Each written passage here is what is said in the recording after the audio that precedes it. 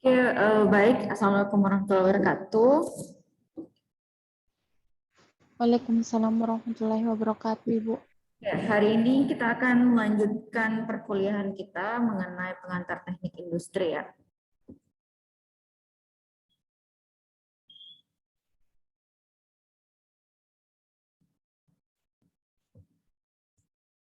Untuk materi hari ini, kita akan membahas tentang konsep kualitas. Suara saya terdengar ya? Putus-putus nggak? Kedengaran, Bu. Oke. Oke, jadi kita akan membahas tentang bagaimana sih konsep kualitas, apa yang dimaksud dengan pengendalian kualitas, kemudian apa yang dimaksud dengan total quality management. Kalau misalnya teman-teman mau menambah pengetahuan, bisa membaca buku dari Pak Sritomo atau membaca dari punyanya Dongulas, Introduction to Statistical Quality Control.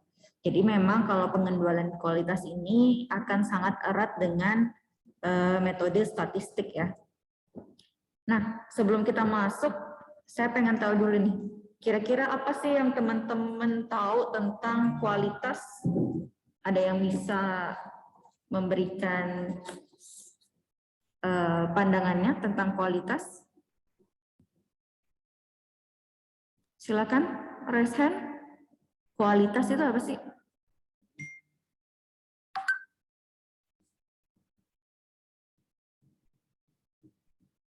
Oke, Ainul silahkan. Kalau menurut saya, Bu, kualitas itu keunggulan-keunggulan yang dimiliki oleh suatu produk. Keunggulan yang dimiliki oleh suatu produk. Oke, silahkan Made Chandra menambahkan. Baik, Bu.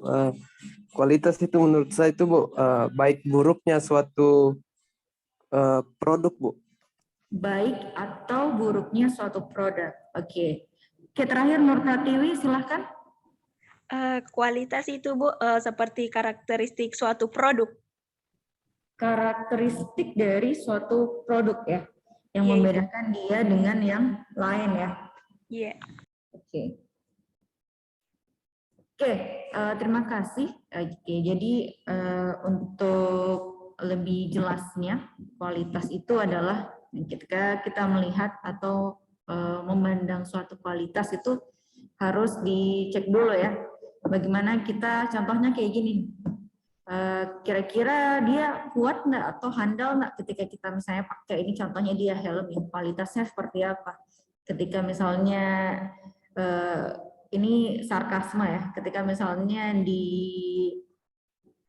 dinaiki oleh seekor gajah, bagaimana kualitasnya, apakah dia pecah atau memang masih bisa kita gunakan atau seperti apa.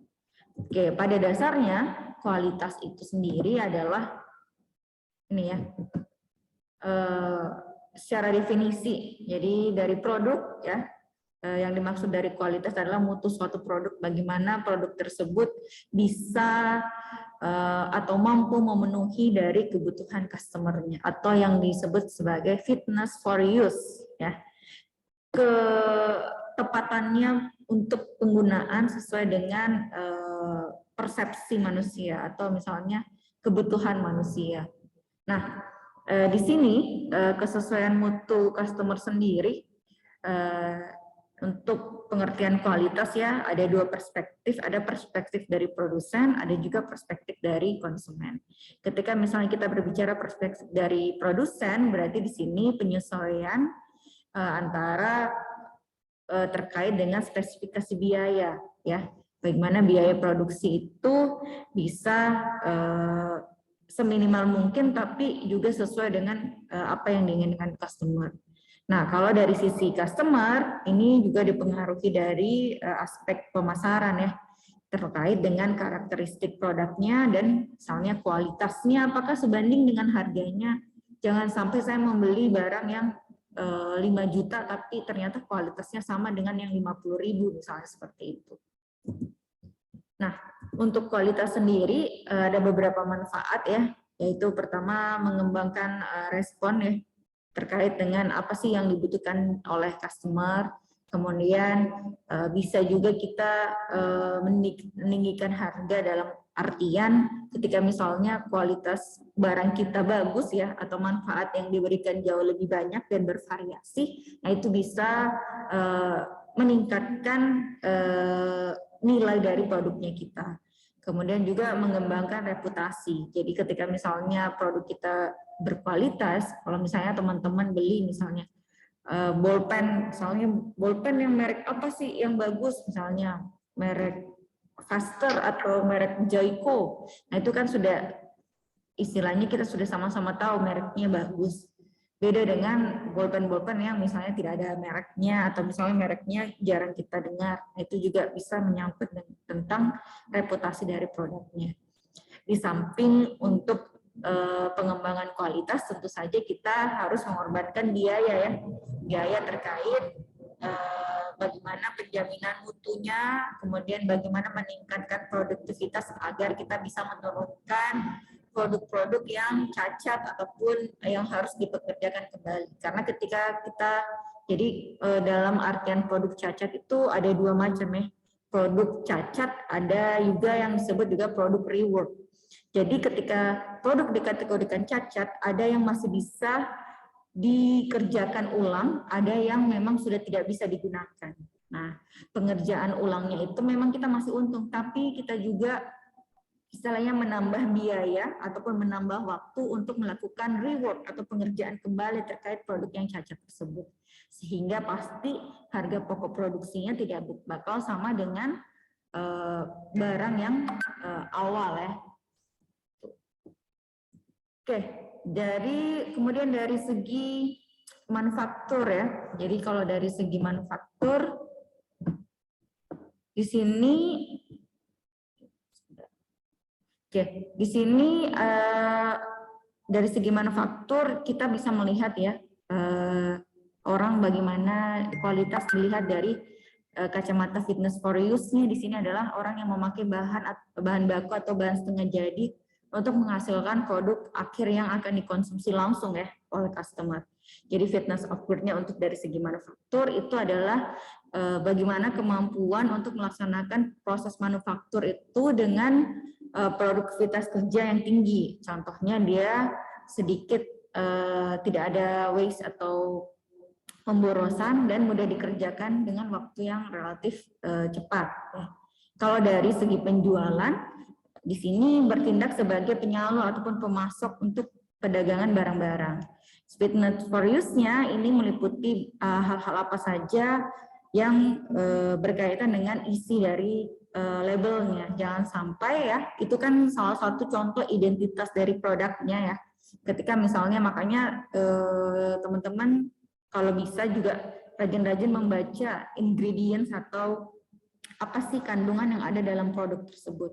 Nah, itu adalah salah satu bentuk perlindungan dari kerusakan-kerusakan yang bisa ditimbulkan dari suatu produk ya. Jadi kalau misalnya tidak sesuai dengan ingredients yang ditawarkan, nah itu bisa terjadi atau bisa dituntut perusahaannya karena tidak sesuai dengan apa yang ditawarkan atau apa yang dijual. Kemudian untuk maintenance shop-nya, nah ini menggunakan produk sebagai suku cadang atau spare part. Jadi fitness for use-nya ini diartikan sebagai kemudahan dalam proses pemasangan atau interchangeability. Jadi tersedianya spare part dalam jumlah cukup saat dihendaki ya. Kemudian jadi ini untuk after sales-nya setelah pembelian. Kemudian untuk dari pembeli sendiri, ketika memang misalnya dia melakukan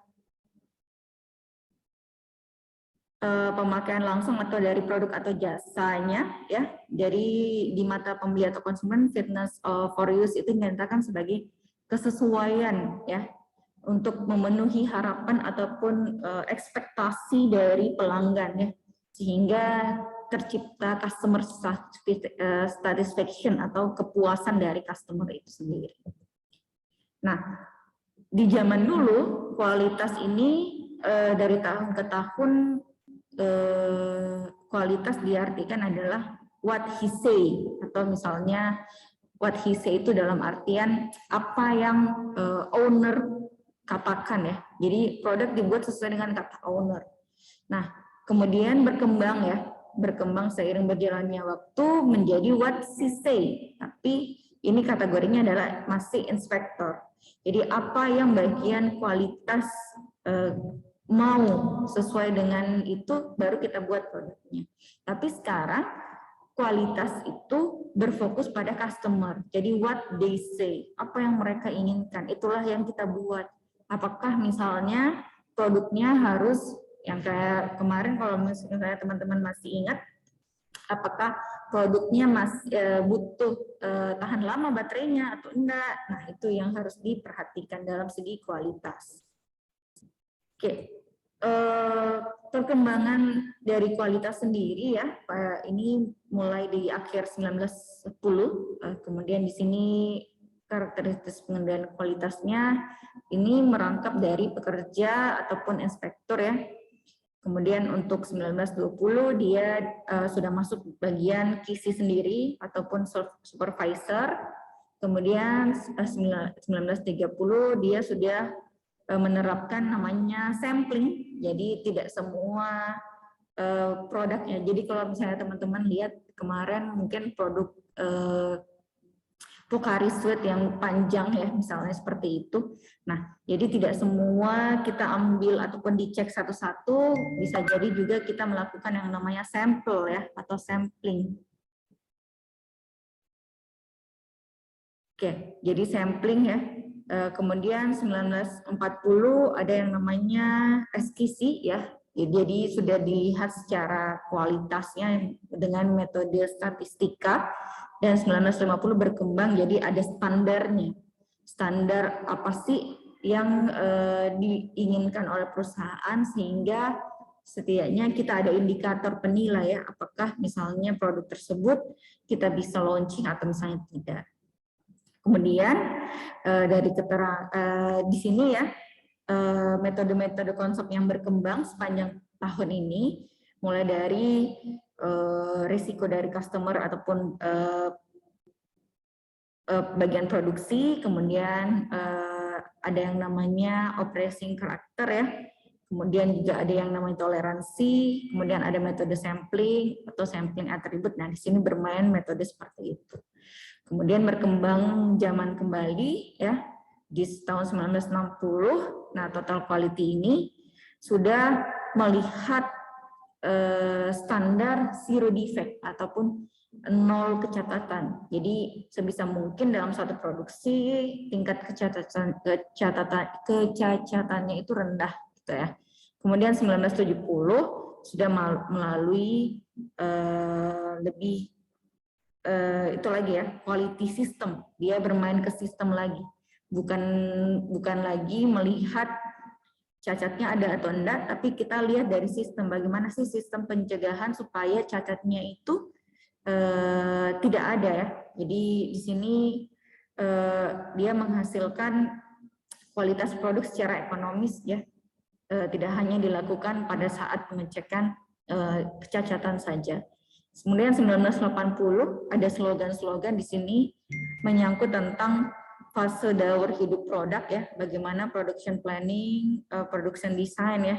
Jadi bukan hanya dalam tahap produksi, tapi pada tahap desain juga sudah diterapkan terkait dengan kualitas. Nah, ini evolusinya kalau teman-teman pengen lihat ya, dari inspeksi, kemudian ada yang pengendalian kualitas, ada sistem manajemen kualitas, ada kualitas terpadu. Jadi ini perkembangan ilmu kualitas seperti ini. Nah, new trend-nya sekarang adalah kita masuk di produk design assurance. Jadi bagaimana desain produk ini mempengaruhi kualitas produk tersebut. Kemudian juga kita mulai dari hulu yang paling luar ya, yaitu adalah bahan baku. Bahan baku bagaimana sih yang paling berkualitas ya? Kita mulai cek dari bahan bakunya sebelum masuk lantai produksi. Kemudian masuk lagi production quality control untuk menyangkut seluruh aktivitas produksi ya, untuk mendukung kualitas tersebut. Ada juga masuk ke quality audit. Nah, jadi setiap divisi ini akan diaudit berdasarkan standar ya, baik itu standar internasional ataupun standar dari Indonesia. Jadi sistemnya mulai mengarah ke keseluruhan, ya, bukan hanya pada saat bagian produksi saja. Nah, pengendalian kualitas ini sendiri adalah suatu sistem verifikasi ya untuk menjaga ataupun merawat dari suatu tingkat derajat kualitas tersebut ya yang dikehendaki sehingga perencanaannya atau pemakaiannya ini sesuai dengan yang diinginkan. Jadi inspeksinya secara terus-menerus serta tindakan korektif ini juga perlu dilakukan. Nah, inspeksi itu sendiri adalah menentukan apakah produk tersebut baik atau accept ataupun dia rusak atau reject. Cuman seperti itu. Nah, kegiatan pengendalian kualitas ini pada dasarnya adalah kumpulan aktivitas di mana kita berusaha untuk mencapai kondisi fitness for use. Sehingga kita tidak peduli nih di aktivitas mana kita terapkan inspeksi, pada dasarnya dia mulai dilakukan inspeksi pada saat produk dirancang, diproses sampai didistribusikan ke customer. Nah, untuk fitness for use sendiri ada dua kategori. Yang pertama dia masuk ke parameter kualitas ya. Jadi quality of design. Yang kedua adalah kualitas kesesuaian, quality of conformance. Nah, kalau desain sendiri ada 3 faktor yang mempengaruhi, yaitu bagaimana aplikasi penggunaannya, kemudian bagaimana pertimbangan biayanya, kemudian bagaimana kebutuhan ataupun permintaan pasarnya.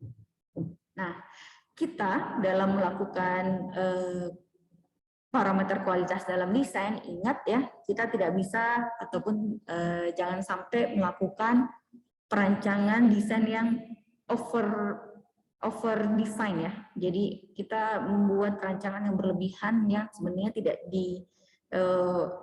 tidak diperlukan oleh customer-nya kita. Nah, kemudian untuk quality of conformance sendiri ada 3, yaitu bagaimana kita preventif ya, mencegah terjadinya cacat.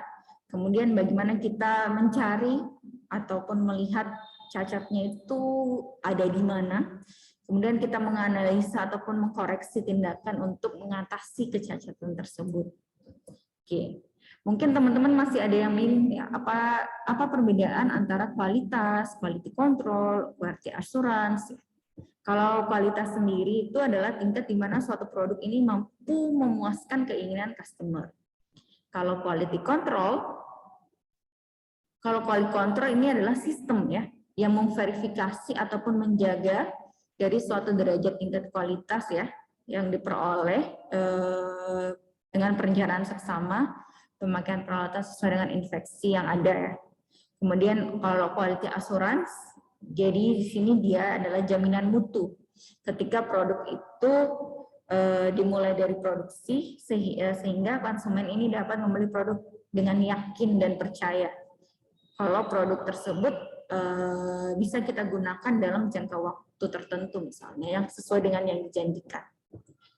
Kemudian ada total quality control ya, TQC ya. Jadi ini sistem yang efektif untuk mengintegrasikan antara pengembangan, pemeliharaan ataupun peningkatan kualitas yang dilakukan oleh setiap divisi. Kalau TQM lebih luas lagi. Jadi prinsipnya adalah merupakan untuk meningkatkan kinerja organisasi. Mulai dari SDM dan lain-lain, nah, juga harus dilihat dari segi kualitasnya. Nah, kalau untuk dimensi kualitas produk sendiri, ya, jadi dari Garvin sendiri ada beberapa dimensi kualitas ya. Bentar, saya coba stop share dulu.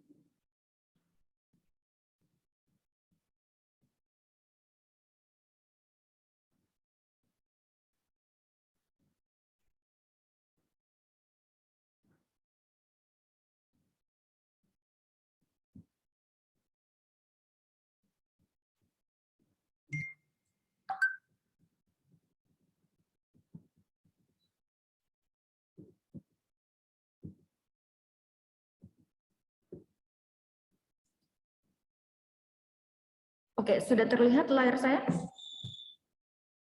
Sudah, Bu.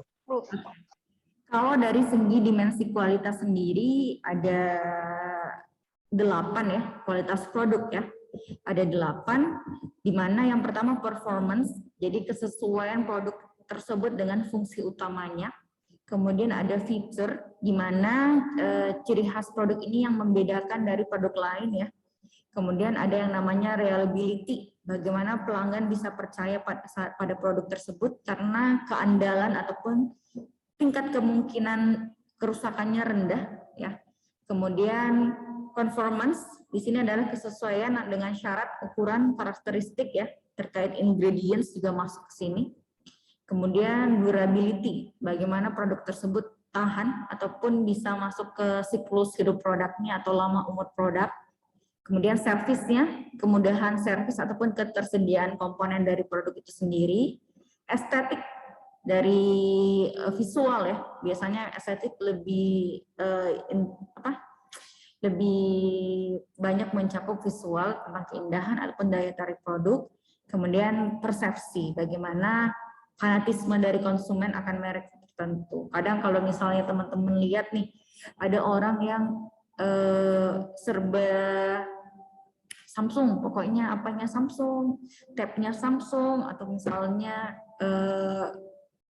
pokoknya TV-nya Samsung dan lain-lain. Nah, itu salah satu contoh fanatisme konsumen karena mereka sudah percaya dengan suatu merek ya, sehingga mereka lebih suka ataupun melihat dari citra produk tersebut.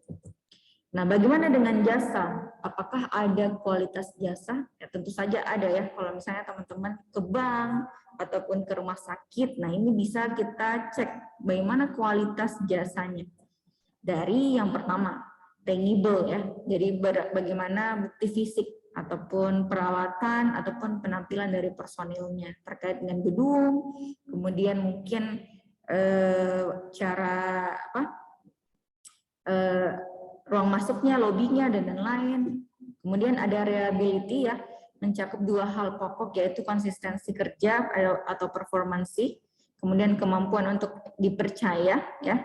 Jadi bagaimana perusahaan tersebut dapat meyakinkan customer pada saat pertama kali ya, sehingga bisa istilahnya misalnya pada saat penyampaian jasa tersebut sesuai dengan jadwal yang disepakati. Misalnya di bank janjinya misalnya urusan KTP, urusan kartu kreditnya mungkin bisa diselesaikan dalam 10 hari kerja misalnya seperti itu. Nah, itu harus sesuai dengan janji awalnya. Kemudian responsif, bagaimana kemauan ataupun kesiapan para karyawan untuk memberikan jasa pada pelanggannya ya. Dari keramahan, salah satu responsif misalnya kalian teman-teman datang ke Indomaret ya, mereka pasti ngomongnya selamat datang di Indomaret. Nah, itu salah satu contoh bagaimana kesiapan para karyawan untuk memberikan jasanya kepada pelanggan. Kemudian ada kompetensi ya. Jadi setiap orang pada perusahaan memiliki keterampilan dan pengetahuan yang dibutuhkan. Jadi jangan sampai misalnya kasir Indomaret mungkin dia spesifikasinya ataupun keahliannya adalah mungkin teknik mesin seperti itu ya. Jadi sebisa mungkin sesuai penempatannya itu sesuai dengan kompetensi dari SDM. Kemudian accessibility ya, kemudahan untuk dihubungi dan ditemui. Jangan sampai ketika kita melakukan komplain itu misalnya lama sekali baru direspon dan lain-lain ya. Kemudian yang terakhir ada courtesy. Di sini adalah sikap sopan santun ya, ataupun respect ataupun perhatian dari keramahan ya, terkait dengan kontak personil seperti resepsionis, operator telepon dan lain-lain. Nah, di sini juga untuk jasa ada yang namanya komunikasi, memberikan informasi untuk pelanggan. Misalnya apa yang tidak dipahami pelanggan, mereka dengan senang hati memberikan saran ataupun mendengarkan keluhan ataupun menjawab pertanyaan dari pelanggannya. Kemudian credibility, jadi dapat dipercaya ya terkait reputasi perusahaan. Kemudian security, jadi aman dari bahaya, resiko ataupun keraguan ya terkait keamanan finansial dan kerahasiaan data misalnya. Kemudian di sini adalah knowing the customer, jadi usaha untuk memenuhi ataupun memahami kebutuhan dari pelanggan. Dalam manajemen kualitas, biasanya ya, kita kan tadi sudah melihat ya bagaimana konsep kualitas, apa yang dilakukan. Kemudian kita kalau dalam produksi bisa melakukan yang namanya inspeksi. Nah, untuk garis besarnya biasanya manajemen kualitas dilakukan dengan PDCA atau Plan, Do, Check, dan Action. Kita ngeplan dulu apa yang harus kita lakukan, kemudian lakukan sesuai planning, kemudian lakukan evaluasi atau pengecekan, kemudian kita action lagi, dilihat lagi apakah sesuai atau tidak dari penyelesaian yang diharapkan. Biasanya ya dalam konsep kualitas di sini kita bisa melihat kalau customer is the king, kemudian the next process is your customer. Biasanya ada 2 jargon seperti itu. Nah, salah satu ahli ataupun bapak dari kualitas, kalau nanti teman-teman pasti akan sangat familiar sama yang namanya diagram Ishikawa atau Ishikawa diagram ya, atau biasa disebut dengan diagram tulang ikan atau fishbone. Jadi Pak Kaoru Ishikawa ini percaya bahwa statistik itu dapat menyelesaikan 95% persoalan dalam kualitas. Sehingga beliau ini menyarankan untuk menggunakan statistik dalam melakukan pelatihan-pelatihan dalam organisasi ya, terkait pengendalian kualitas.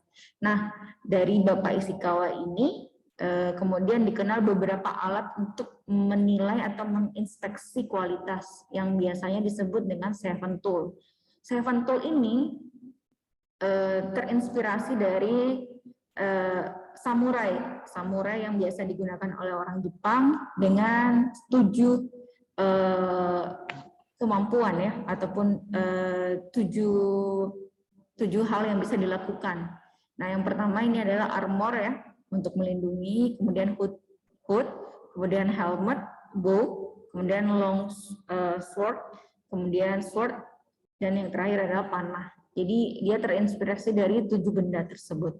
Dari 7 benda ini kemudian diaplikasikan dalam 7 tools of quality control. Jadi kita bisa melihat ataupun mengecek, ya ini adalah metode dasar dalam pengendalian kualitas. Biasanya bisa menggunakan diagram Pareto, histogram, check sheet, scatter diagram, fishbone, flowchart, ataupun statistical process control. Kalau diagram Pareto biasanya dia berbentuk grafik atau batang ya. Ini menentukan frekuensi yang relatif ataupun urutan-urutan dari masalah ya. Jadi keuntungan menggunakan Pareto biasanya ini membawa suatu visual impact ya. Jadi kita bisa lihat dari gambarnya saja yang mana yang paling tinggi, yang mana yang paling rendah. Misalnya contoh dari menghitung banyaknya sisa atau biaya pengolahan kembali, ataupun misalnya menghitung mayoritas konsumen komplain dan lain-lain. Kemudian langkah untuk menyusun diagram Pareto ada 5 langkah ya. Di sini menyusun diagram Pareto meliputi langkah pertama mengidentifikasi kategori masalah, kemudian memilih satuan ukur atau standarnya dari periode tertentu, kemudian mengumpulkan ringkasan data, menggambar sumbu horizontal dan vertikal, kemudian memetakan batang-batang diagram Pareto. Contohnya seperti ini. Nah, dari sini secara visual kita bisa cepat melihat ya. Kalau dari segi desain yang menyebabkan paling tinggi cacat atau misalnya kualitas yang jelek itu adalah dari desainnya. Kita bisa lihat di sini adalah 64 untuk desainnya ya. Nah, sini kita bisa lihat ini persentase. Kemudian yang paling sedikit ada 2 dari material sama surface abrasinya. Ini salah satu contoh untuk penggunaan diagram Pareto. Nah, ini juga salah satu contoh ya, contoh lain dalam penggunaan masalah kerusakan bahan baku dari pabrik pakan. Jadi ada jenis kerusakannya, kemudian ada frekuensinya. Jadi kalau benda asing itu ada 8, Kemudian presentasi dari totalnya adalah 33,33. Nah, dari sini baru kita masukkan dulu ya, kumulatifnya seperti apa, frekuensinya seperti apa. Oh, ini contoh lain ya. Ini contoh lain. Oke, jadi ini untuk pabrik pakan, kemudian ini jenis kerusakannya lain. Nah, ini contohnya kita bisa akumulasikan seperti ini. Ini untuk diagram Pareto. Kemudian selain diagram Pareto, kita bisa menggunakan histogram. Nah, kalau histogram sendiri di sini menunjukkan distribusi dari pengukuran, ya. Jadi mungkin ini saya cuma melihatkan toolsnya saja ya, untuk lebih jelasnya mungkin perhitungan dan lain nanti teman-teman akan pelajari di mata kuliah statistika dan manajemen mutu.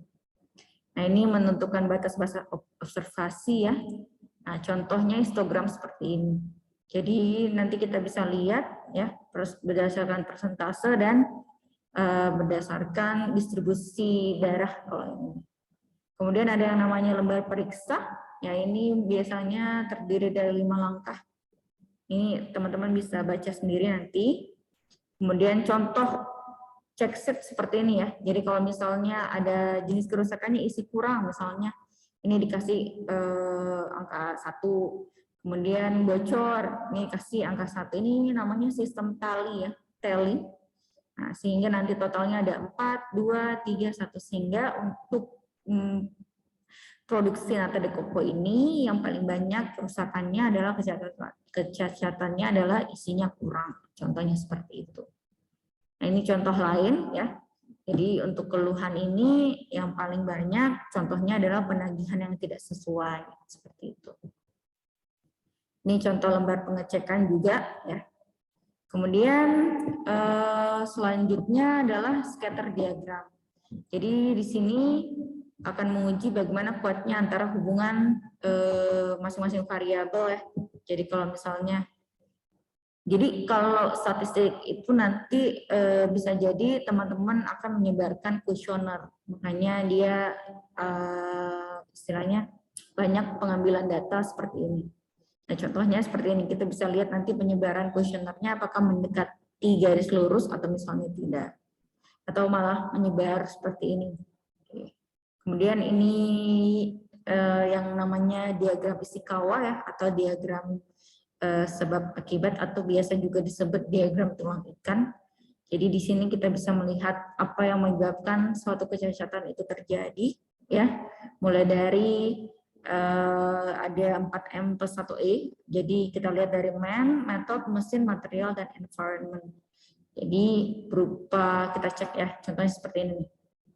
Jadi problem kualitasnya bisa jadi dari peralatan, bisa jadi prosedur, bisa jadi material, bisa jadi dari karyawan.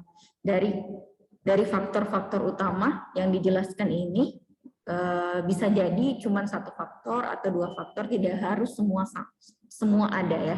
Tergantung problem kualitasnya apa. Nah, contohnya ini dari mesin, misalnya problemnya adalah pemasangan yang salah, peralatan yang salah, keausan atau mesin yang sudah tua, seperti itu.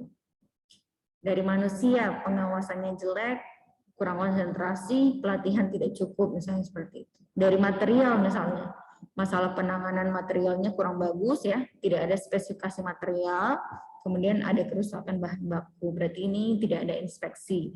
Nah, dari situ baru kita lihat apa sih atau pencegahan apa yang bisa kita lakukan untuk mengatasi kecacatan dari permasalahan tersebut.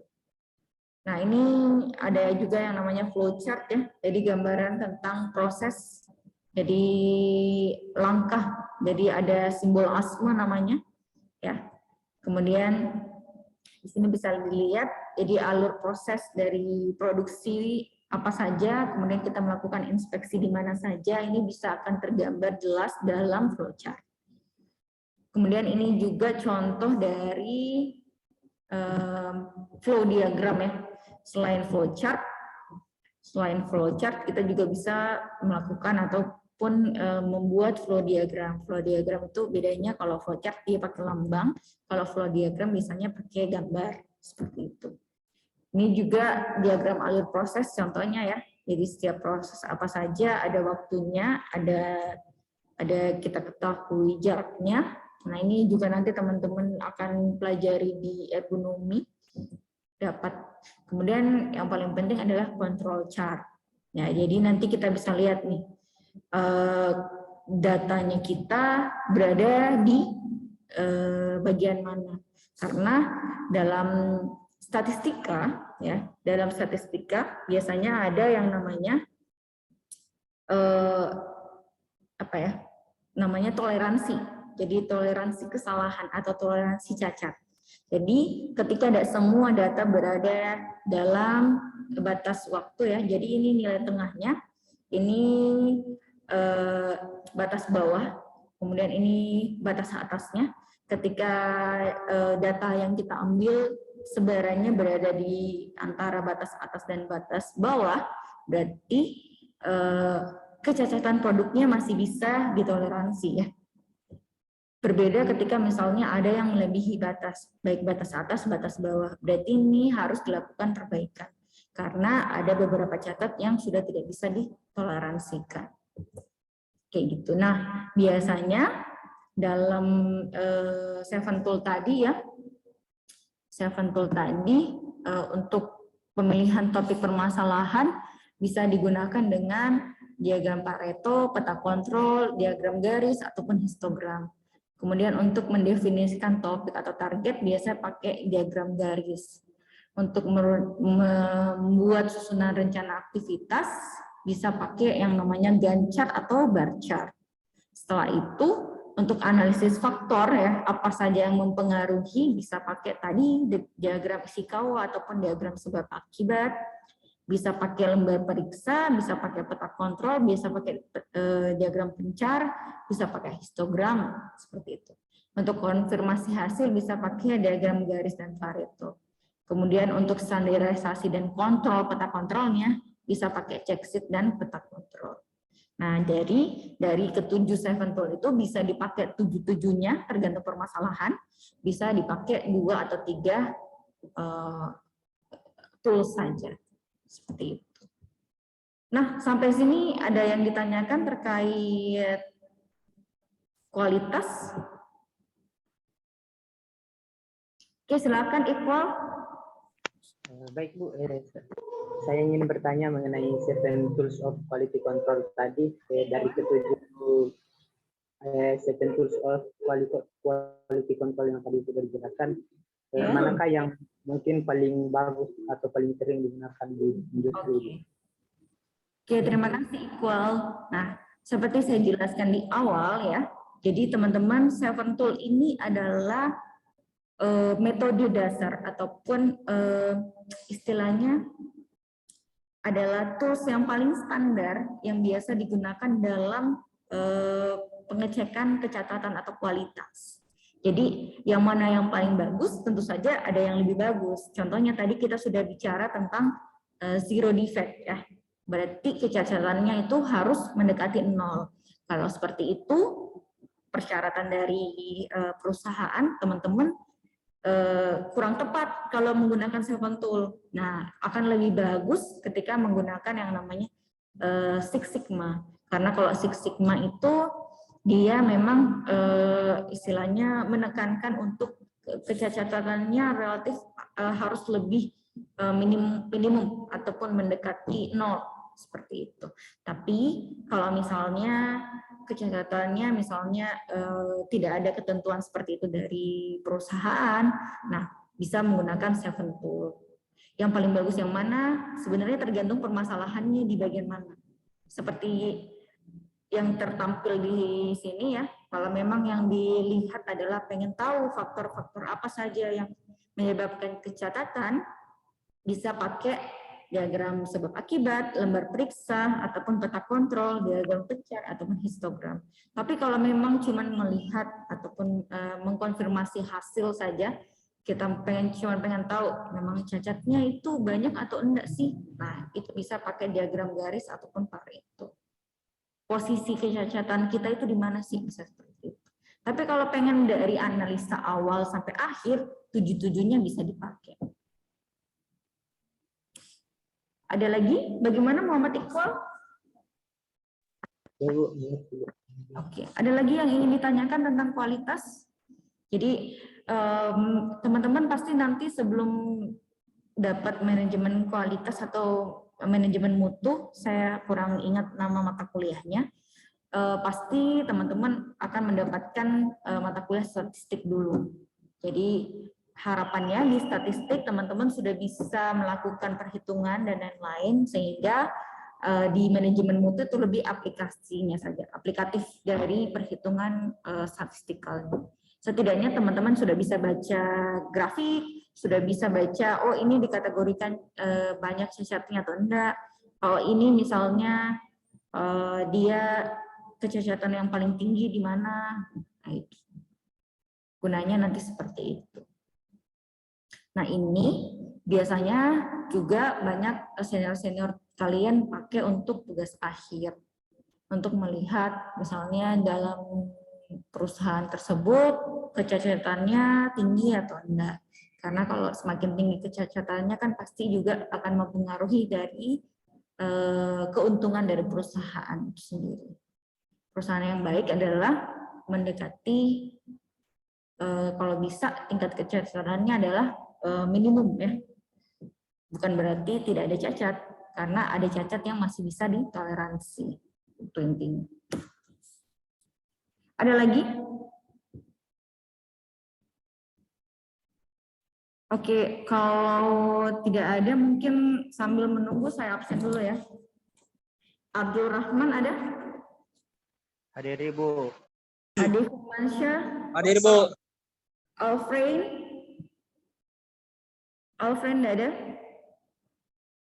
Oke. Andi Muhammad Arifuddin? Hadir Bu. Aswal Faiz? Hadir Bu. Dewi ada? Hadir, Bu. Hirayati? Hadir, Bu. Vidya? Hadir, Bu. Oke. Herunisa? Hadir, Ibu. Oke. Indri? Hadir, Ibu. Oke. Kurnia? Hadir, Bu. Makfira? Hadir, Ibu. Oke. Marlin Tamu? Hadir, Ibu. Oke. Kemudian Muhammad Alwan? Hadir Bu. Fahrul, ada Fahrul? Fahrul enggak ada? Muhammad Fahrul Alamsyah? Enggak ada ya? Yasir? Yasir masih sakit sih Yasir? Sudah enggak. Sudah enggak, oke. Zaki ada Zaki? Hadir Bu. Oke.